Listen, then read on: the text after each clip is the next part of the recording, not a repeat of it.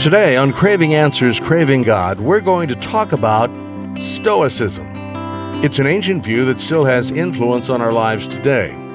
We're talking about virtue, or more specifically, the path to virtue. You do aspire to be virtuous, don't you? And I wonder if Stoicism is compatible or incompatible with Christianity. Why does it matter? There are those who think that Stoicism played an important role in our country's founding. And that's our topic today on Craving Answers, Craving God.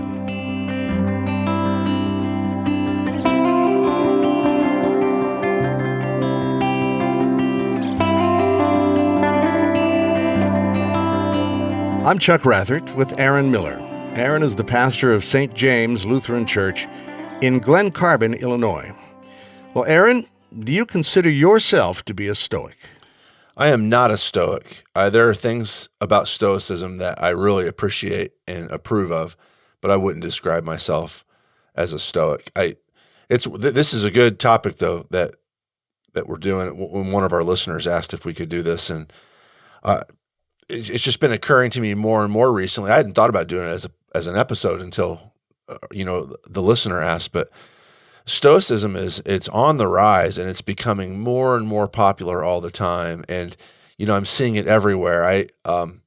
My son has a friend who's goes to school with a guy who's not a believer, who for Christmas gave him a copy of Marcus Aurelius's Meditations. What? Yeah. These are teenagers? These are teenagers. Does that have anything to do with video games? It does not. No. Wow. Surprisingly, yeah. Mind-boggling. I heard an interview with Corbin Carroll, who he won the Rookie of the Year award for the Arizona Diamondbacks this year. And it was one of those on-field interviews where he's out there playing, but they've got him mic'd up and they're asking him questions. And he started talking about how Stoicism has really helped him. As you said, Stoicism has really helped me with my baseball. And it's on the rise. It's everywhere. There's more and more pieces and essays about it. You can find tons of YouTube videos about people extolling Stoicism and what it means for how can it help, especially young men. It's becoming extremely popular with young men. So I definitely think this is a worthwhile topic for us to talk about. So for that listener who has listened to us so far and is saying to himself, Stoicism has helped me play baseball, and is about to check out, why should they continue to listen? Well, because it's important. People are thinking this.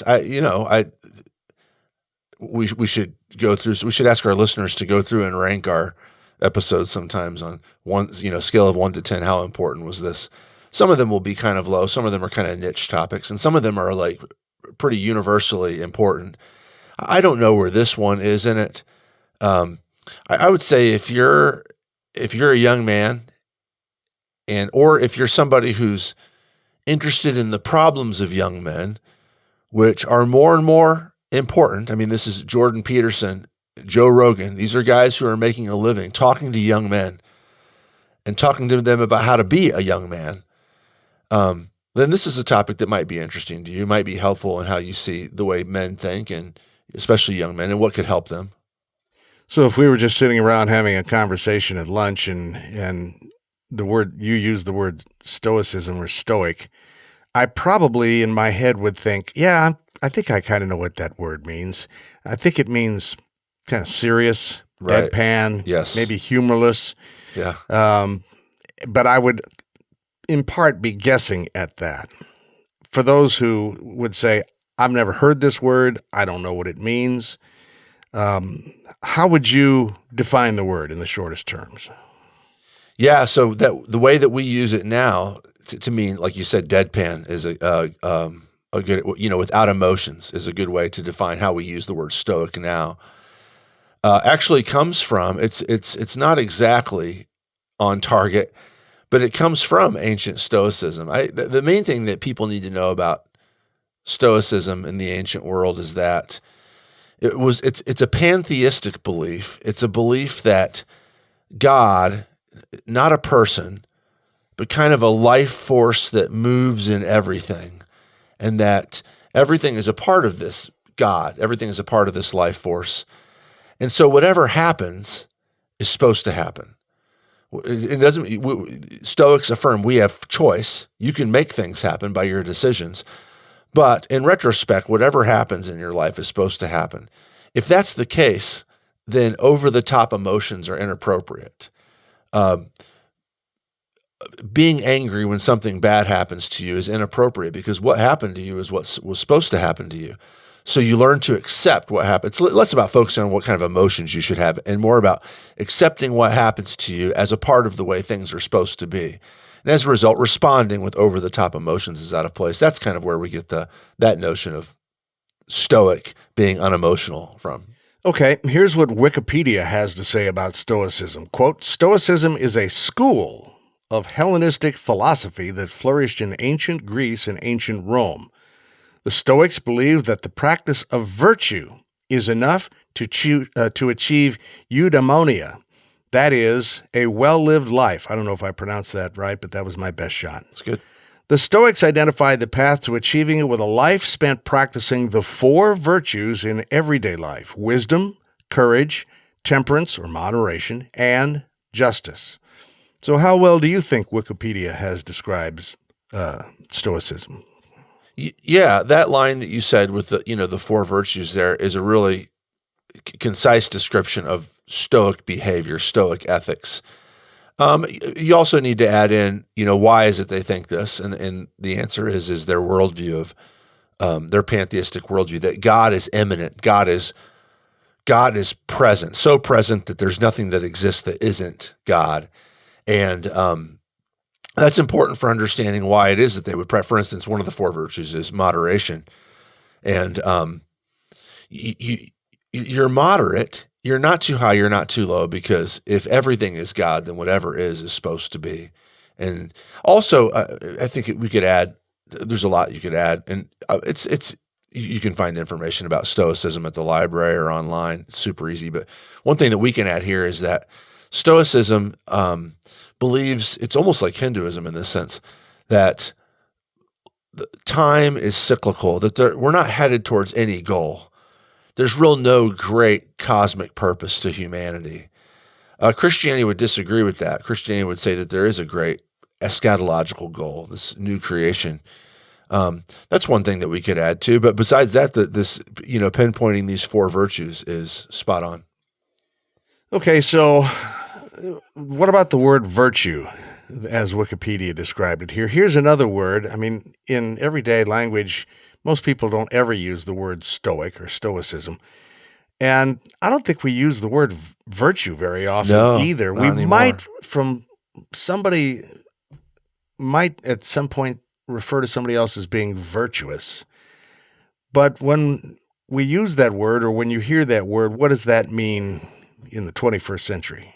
Right. It's actually become, like you said, Chuck, it's not a word that we use a lot. It's more of it feels like a Victorian word to me. Yeah. Like in 1800s, to live the virtuous life, to be a person of virtue. Or, I guess maybe in some religious circles, I think that, what do I think when somebody says, oh, they're a virtuous person? That they do good things, that they're honest, that sort of thing. Virtue in the ancient world, though, is much bigger than just your behavior. It has to do with, the power behind your behavior, your motivations. It has to do, in Stoicism, it has to do with, how well do you align with the way things ought to be? So being in sync with nature is a big deal for Stoics. For Stoics, that's a virtue. Is to be kind of at peace with the way things are, the way the flow, going with the flow, being at peace with the way the world is working, trusting that the way the world is working is the way it's supposed to work. So virtue is not just like doing good things. It's also like moderation is a virtue, like emotional moderation, oneness with the universe. So yeah, it's much bigger the way that the ancients used it, not just the Stoics, but the ancients used virtue in a much bigger way than we do. The listener who suggested this as a topic, I don't know if that listener was thinking about the Founding Fathers or not, but there was a recent column in the Wall Street Journal, which you found and you sent to me on this topic, written by Barton Swaim, and he talks about the concept of Stoicism, or the school of Stoicism philosophy, in the context of Thomas Jefferson's reference to the pursuit of happiness. Yes. With the focus being on happiness. And that's where we land. That's the pivot point. What did Jefferson mean when he put into the Declaration of Independence the pursuit of happiness? What did he mean when he put it in there? And does it still mean the same thing today when we read it now, all these hundreds of years later, that it meant when he wrote it? Right. Is that too deep to cover, or can you respond to that? So I'm not an American history scholar at all. If Jefferson is pulling on Stoic notions here, I think that the piece, it's a review of a book that's been written recently that's arguing that the founding fathers were very influenced by Stoicism. The review doesn't think that's necessarily the case, but let's say he was. What do the Stoics mean by happiness? The Stoics mean by happiness the greatest alignment with the way things ought to be. So, ultimate happiness. So, if you need dental work done, but you don't go to the dentist because that would make you unhappy, and you do guzzle lots of sugary sodas because that does make you happy, the Stoics would say that's not true happiness, because ultimately being at peace with the way things ought to be means having healthy teeth. That's the greater happiness. That's the greater good. Doing things that make you temporarily happy is not the ultimate good, not the ultimate happiness. If Jefferson is talking about that, then what he's pointing us towards is not happiness as like an end goal in itself, but happiness as the result of a life lived well. Happiness as a result of being virtuous. So for the Stoics, happiness wasn't the target. Well, let me say this wrong. Happiness, let me say this better. I'm saying it wrong. Happiness is the target, but it's not what you try to do. The well-lived, virtuous life of moderation and justice and wisdom and courage that leads to happiness. You don't try to be happy. You lead this virtuous life, and that makes you happy. And I think that's probably what Jefferson is meaning, something along those lines, is that if this republic is going to work, if this republic is going to be committed to the ideals of life and liberty and ultimately happiness, it's going to involve making virtuous, for Jefferson and for the Stoics as well, reasonable, rational decisions. Wisdom is a big deal for them. So I actually, if you pressed me on like, do you think Jefferson really meant that? I would say, I don't know Jefferson well enough. I've not read enough of Jefferson to know if that's what he's going. But if he's a Stoic, that's what he means. The column that I cited, written by Barton Swaim, is a review of a book written by a man whose name is Jeffrey Rosen. And he looks into this. He looks into the subject of Stoicism. Mr. Rosen tells us, according to Mr. Swaim, and from the book, that the book changed his understanding of the famous phrase in the Declaration of Independence, the pursuit of happiness. Right. Today, he says, this is what the author of the book says. Today, he says, we think of happiness as the pursuit of pleasure. Today, he says, the Enlightenment thinkers and classical thinkers defined happiness as the pursuit of virtue. Yes, yeah. As being good rather than feeling good. Right, yes. That sort of gave me some clarity. Can you elaborate on that? Yeah, that's actually spot on. And that's one of the reasons why Stoicism is so popular right now. Because there are a lot of people, and for reasons that maybe we can go into, I don't know, young men are kind of sick of the way the Western world has worked since the 1960s. Where do what feels good has been our credo. Like the main thing is pleasure, the pursuit of pleasure. And they kind of look around and they see their parents and sometimes their grandparents' generation who followed this credo, and they think, this world is lousy.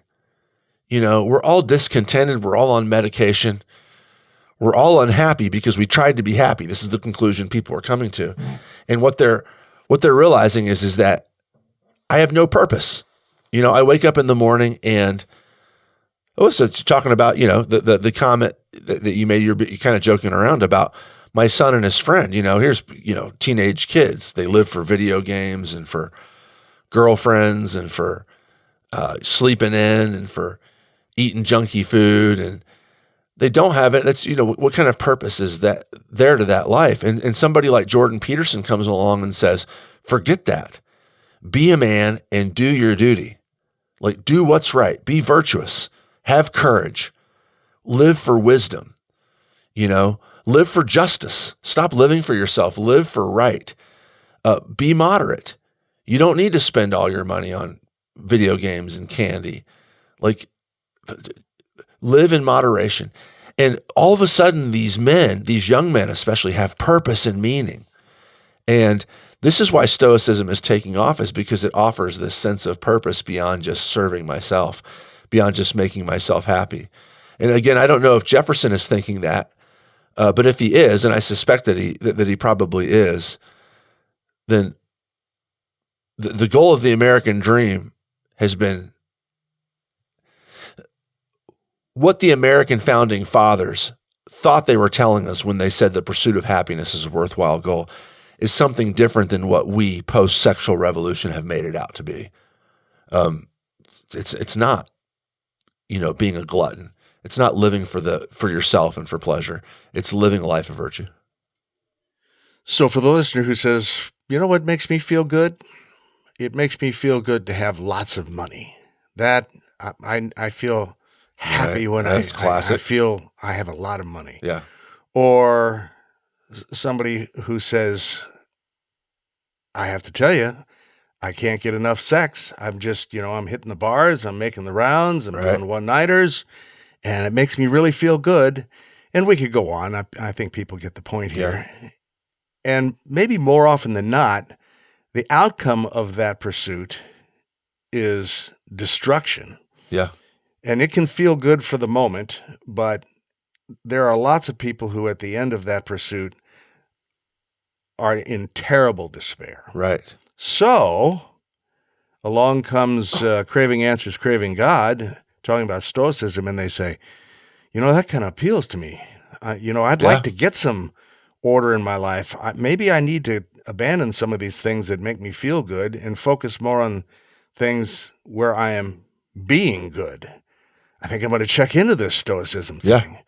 Did we just do Christianity some harm here by sending people in that direction? Well, if that's the end of the story, then yeah, maybe. But there's nothing wrong with saying, hey, the Stoics were right about this. When Zeno and Epictetus and Marcus Aurelius and Cicero looked and said, what a name dropper you are. Well, I mean, it's all on Wikipedia, right? It is, my research. When they start saying, look, we look around and a life of dissipation, a life of free sex, a life lived for money, just practical, just doing an experiment, not making a moral judgment. Are those people happier? No. And they're frequently less happy. Well, okay, so they're doing something wrong. What would be a greater good that would create ultimate happiness? And when the Stoics say it's actually a life of virtue, I think that Christians could say, amen, brother. That's good stuff. We think that that's true. I mean, the question is, will end up being, of course, is the life of virtue possible? Or is a rat race that you can never get to the end of? Nobody's going to disagree. Well, people will disagree, of course. That's a stupid thing to say. A lot of people aren't going to disagree, though, that living next door to somebody who lives for virtue instead of self-gratification is way more pleasant than not. And I think that Christians, in this case, me and you, can say, bully for the Stoics. They're onto something here, especially in the kind of culture that we have, which is kind of the culture that they were living in too. Rome was not known for its, the life of the average Roman citizen was not known for its moderation, especially in the upper classes. Dissipation and living for the moment, the carpe diem lifestyle was well known, like it is in our day, and Stoicism has something to offer to that. So, for the person who is persuaded, this resonates with me. I really need to think about the benefits of being good instead of feeling good all the time, because I now know that that's a lie. That's not getting me where I want to be. I want to know more about this being good. So they start looking at various religions. They start checking things out. They want to be good. They get to the Bible. The Bible says something. You can help me with this quote. There is none good. There is nobody who does good. Well, I'm leaving that behind. I'm not doing there, because if they can't get me to my goal of being good, then what does the Bible have to offer? What does Christianity have to offer? What would you say? Well, I'd say you read one verse, and that's a good. We're going to get back there. We're going to have to talk about that. What does it mean that there's nobody who's good? But if you read Paul, it's just recently for my studies and for some studies I've been doing, I've been studying the book of Philippians, and Philippians is quite Paul. The Apostle Paul has quite a lot of Stoic notions in the letter to the Philippians. Whatever is just, whatever is good, whatever has virtue, think on these things. These are very Stoic ideas that he's using. Paul's not opposed to saying, "Hey, look." He's also going to say there's none good, but he's going to say virtue is important. Courage is wisdom, moderation. These are important. You should think on these things. The Bible's not going to disagree with Stoicism on this point, that there's ultimate good that is somehow connected to virtue more so than pleasure. And so if somebody says, "Well, I'm a Stoic, I'm not a Christian," it's not going to be because Christianity says, do what you want, and Stoicism says, no, you need to have discipline. You need to have virtue. That won't be the reason. So I'd like to find out if somebody says, "I've rejected Christianity for Stoicism," there's ultimately going to be deeper reasons to that besides just the virtue, because Christianity is a religion of virtues, even in some sense Stoic virtues. Although Christianity has virtues that Stoicism would reject. And sometimes that's why people reject Christianity for Stoicism, is because there are things Christianity says that Stoics would say, we can't go there. Like what? Well, so Paul includes, frequently Paul will have, he'll talk about virtue, and he'll include it within a list of virtuous characteristics, lots of things that Stoics agree with. But what Stoics won't agree with is when Paul introduces the notion of humility. And humility is a deeply Christian virtue. Humility, not in the sense of an emotional, like, I'm just a country boy doing my job, not that kind of humility. But, as Philippians, again, to go back to Philippians, describes it, the Messiah made himself humble like a slave. That it's a status in the ancient world. See, this is why Stoics in the ancient world didn't like humility, is because humility is a status. And for somebody, it's a slave status. It's not about an emotion. It's about how do you position yourself in relationship to other human beings. A slave is humble because a slave is below non-slaves. So when Paul comes along and says, actually, no, humility is a Christian virtue, what he is taking away from Stoics the notion that I'm a person, if you are a person of means, if you're a person with social status, that you should act like you don't have social status. That's exactly what Paul is saying. But Stoics would say, no, that's actually wrong. You don't want to act like you don't have status, because that's not who you are. You have to act like you do have status. Christianity, and Paul insists, though, that no, in the pattern and power of Jesus Messiah, humiliation is a deep, deep virtue. And so I don't know what current Stoics think about that. I would imagine that for some that's a deal breaker, this notion of being humiliated, to embracing a life of being a slave would be scandalous. Doesn't seem consistent with being good. Right, yeah. Or especially if you're being good, you should not be humiliated. Right, especially if you think of being good or being virtuous as being at one with the way things ought to be. So feel free to correct me if I'm wrong here. I think the Bible talks about two different kinds of righteousness. There is divine righteousness, the righteousness that God is righteous, and the righteousness that Christ bestows upon us as a gift to make we, the unrighteous people, righteous. Right. And then there is civil righteousness. You don't have to be a Christian to be a good person in the civil realm. Right. You can do lots of good things and make lots of good donations, but none of those things earn any favor with God. So how does Stoicism fit into the dynamic of those two? I guess Stoicism would be a fine path to civil righteousness, but not a path at all to divine righteousness. Is that a correct statement? Yeah, I think it's a great start to civil righteousness, to righteousness before humanity.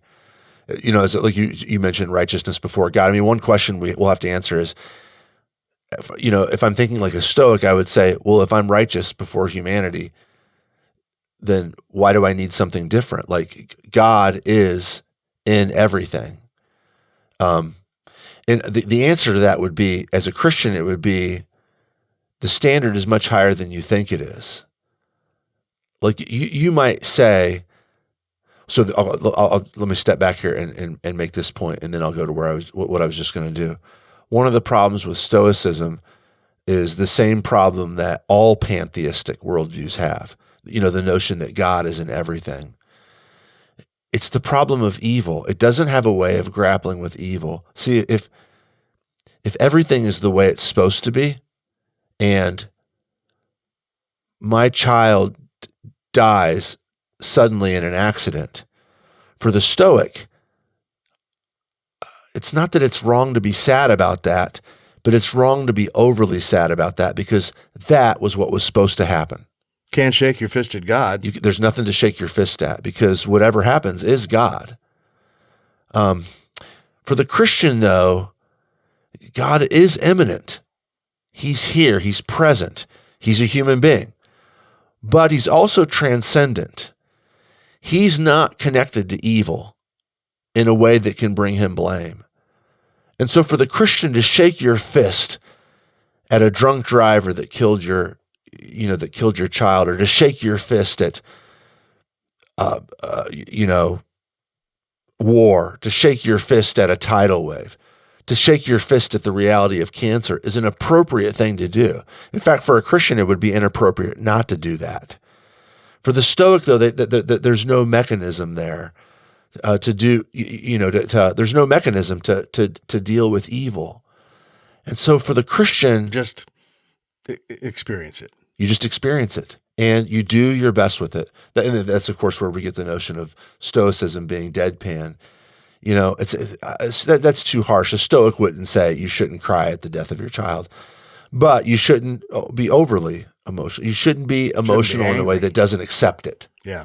To learn to accept it. And for a Christian, we would say that's actually not possible. So to get back to what we had said earlier, so for the Stoic, to have a righteousness in public before other human beings is kind of the end goal. But it's actually not good enough when evil happens. Because a Stoic will know, I have to force myself to not feel anger at injustice. Whereas for a Christian can say, no, it's okay for me to feel anger at injustice. And I don't have to deal with this. I don't have to accept it, because there's a transcendent God who is completely and ultimately righteous, who is going to deal with this. I also can fail. Sometimes I'm not moderate. Sometimes I'm not courageous. Sometimes I'm not virtuous. And for the Stoic, it's, well, get back in line. But for the Christian I can't get back in line. It's so hard for me to be courageous enough, but not so courageous that I'm reckless. It's hard for me to be wise enough, but not so wise that I'm arrogant. See what I'm saying? I'm using the virtues and saying that the balance, it's like razor thin. It's good. The attempt is good, but it's impossible. Ultimately, it's impossible to be a perfect Stoic. So for Christians, this ultimate righteousness that we can only get in Jesus is indispensable. It's indispensable. Apparently, Stoicism came on the scene about 300 BC and flourished until about 300 AD, when Christianity kind of moved to the center of the stage in human history, at least in Western experience. So I guess Jesus appeared right around in the middle of that 600 years.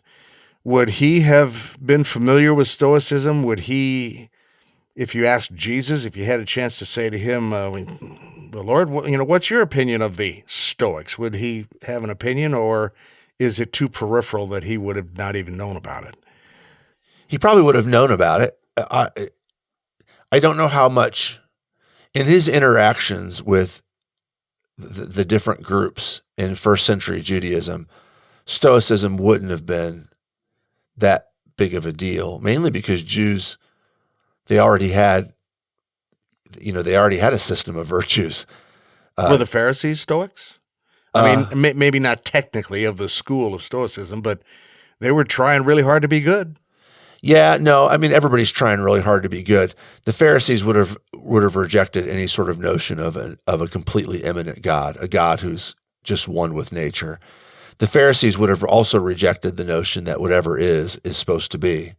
The Pharisees, as Jews, would have believed in evil, and they would have believed in alien righteousness. They would have believed in that things are broken and need to be changed, which is not Stoic in a big picture.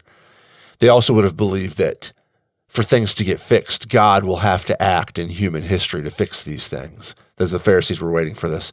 So they wouldn't have been Stoics in that sense, although they would have shared with them the wisdom, of course. Stoics believed in wisdom. The notion of logos and rationality was important. But the Pharisees had the book of Proverbs for this. They had the Psalms of Solomon, which is a piece of fantastic wisdom literature that would have been around in the first century. So they would have gone other places to get the same things that Stoicism offered. Jesus doesn't seem to be that interested in addressing Stoicism. Paul, on the other hand, is very interested in Stoicism, very influenced by it. Really? Very, very much so. And his Areopagus speech in the book of Acts, he actually quotes Stoic poets. In him we live and move and have our being, he says, which is a very pantheistic, very Stoic thing to say. Well, then he goes on to critique it and say, though, that like God agrees, God is here, God is immanent, he is present in his creation, but he also stands over and against it because he's aligned himself by this one that he's appointed to judge the entire world at the end of time. The end of time, also not a Stoic idea. And he's validated this guy by raising him from the dead.